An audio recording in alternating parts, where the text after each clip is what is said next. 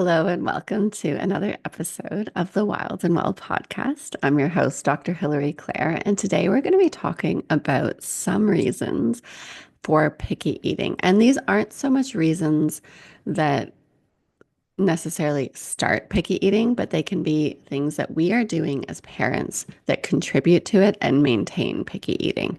So I'm going to go over a few of them. Obviously, with picky eating, it's multifaceted. There are so many different reasons and so many contributing factors to why our kids might be struggling with fussiness around food or limiting what they're eating. These are just a few of them. So, to begin, one is not feeling calm or safe at mealtime. Our kids need to be in a state where they feel grounded, they feel relaxed, they feel comfortable before they eat. Because if our nervous system is in a state of alarm or stress, our body says, you need to watch out. You need to be hyper vigilant and look around and pay attention because you might need to fight or run away or hide. So that shuts down digestion. So if a child is feeling stressed or they're not feeling safe at the dinner table, they're not going to have an appetite and they're not going to digest their food well. And if they're not having an appetite, well, they're just not interested in food. And if they're not digesting well, then they might have stomach pains or digestive issues after the meal, which then make them think, I don't want to eat that food again. And that can increase their pickiness because they're not going to want to eat what they ate at that last meal, for instance.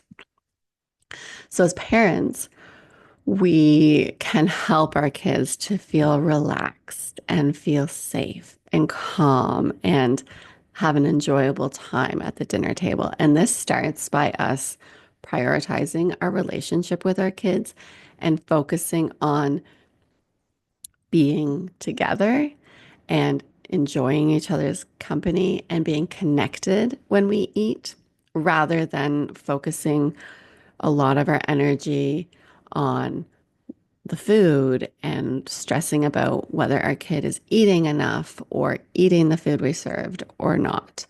Ideally, we want our kids to eat the food that we serve. We want them to eat enough to nourish their bodies. But if we sit down at the dinner table and we're really stressed about this, that stress in our bodies, our kids are going to feel that. And that's going to make them feel more stressed as well because their nervous system is built from ours. It's influenced by those around them. And they learn what to do, even when it comes to the state of their nervous system, from us. So we can work on, like I said, prioritizing our relationship with our child more so than anything to do with the food when we sit down at the table. We can also remind ourselves of our parenting values at this time. And our values are how we want to show up as a parent. So, what kind of parent do you want to be? How would you like your children to describe you? For me, three of my core parenting values are kindness, presence, and playfulness. Am I always this way with my kids? No, but these ground me and can remind me of how I want to show up for my kids. So if I sit down at the table and I'm really stressed about, are they going to eat this food? Are they not going to eat this food? Oh, I worked so hard on this. I can check in with those values and say, hey, let's just put a pause on all these worries and look at how I can show up according to my values. How can I, in this moment at the table with my kids, be more present, be kind, and be playful with them? Maybe it's sharing a story about my day. Maybe it's listening to them. Maybe it's just sitting there with them and enjoying what I'm eating. So, if there are ways that you can help your kid to feel calm, to feel safe, to want to come to the dinner table, that's a huge step in helping them to reduce their picky eating because not feeling that way can contribute to the picky eating being maintained or getting worse. A second factor that can contribute to picky eating is parents being confused about the roles that they bring and the role that their child is when it comes to eating. So, Ellen Satter is the one who originally came up with this, but it's so useful and it's something I remind myself and I remind my kids often. My role as a parent is to provide the food. Their role as the child is to eat how much they want of it or to choose to eat it or not. So I am the person in this relationship who chooses what food is served. They decide if they want to eat it or not. That can help us not have arguments at the dinner table. It can keep it very neutral because these are just boundaries that we have in place. And it can also help us to not maintain picky eating by letting our kids just pick whatever it is that they want to eat all the time and not have that exposure to the foods that we want them to eat, like maybe more whole foods or a diversity of foods. So remind yourself, my role as a parent is to provide the food. Their role as a child or children is to eat how much of it that they want. That could be very, very helpful to not maintain picky eating. And I must say, this and any of the techniques that we're talking about here, they're not something that you do once and picky eating disappears. They are habits and ways of being that help to shift your food culture at home to one that is more conducive to eating the food that is served and reducing picky eating. So, a third way that we as parents can maintain or increase picky eating is using rewards, praising, using punishment or pressure, or any other form of coercion to get our kids to eat something that we want them to eat or not eat something that we don't want them to eat. Coercion is not very helpful. It may seem helpful sometimes in the moment, but even in the moment, a lot of the time this leads to arguments and possibly child and parent in tears and a lot more stress from both people involved. And it comes back to that first point of wanting to make sure that your child feels safe and calm and wants to be at the dinner table with you. If we are using techniques, particularly that punishment and pressure, our child isn't want to sit, they're not going to want to sit down with us at the table. They're going to want to be anywhere else than that. And they're not going to want to listen to us. And it can rupture your relationship with them too, which ultimately our relationship with our children is the most important thing to focus on. And focusing on the food should be secondary or down the line, but definitely relationship first. So notice how you might be using rewards or praising or pressure in in your relationship with your child when it comes to food, because sometimes we can be doing these things and we're not even aware of it. It's very normal in our culture to do these, and a lot of us were brought up with our parents using these techniques or our schools or other people of authority using these techniques. So we may catch ourselves using them even though we don't want to. So just notice. Don't feel like you got to be perfect with it, but start paying attention to whether you are using them or not. And if you could stop yourself and try to keep things neutral. And in those moments when you do want to use them, maybe just pause and have a breath. And maybe don't do anything in that moment. Just sit there. And every time you do this and you resist that urge to use some type of coercion to get your kids to eat something, you're building up that muscle of not doing that and doing something different. So that can be really helpful as well.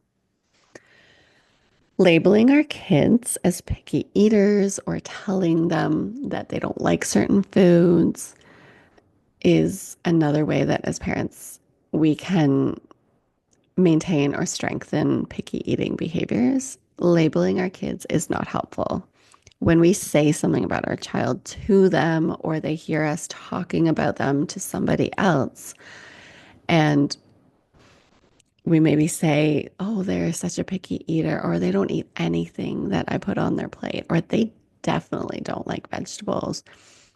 They internalize that and it becomes part of their identity. So the more that we can say nothing when it comes to food, the better, especially to our kids and especially about them in front of other people. The less you say, the better. And if you just can't resist saying something about your child, at least build them up to be someone who has the identity as somebody who eats healthy food or eats a variety of food.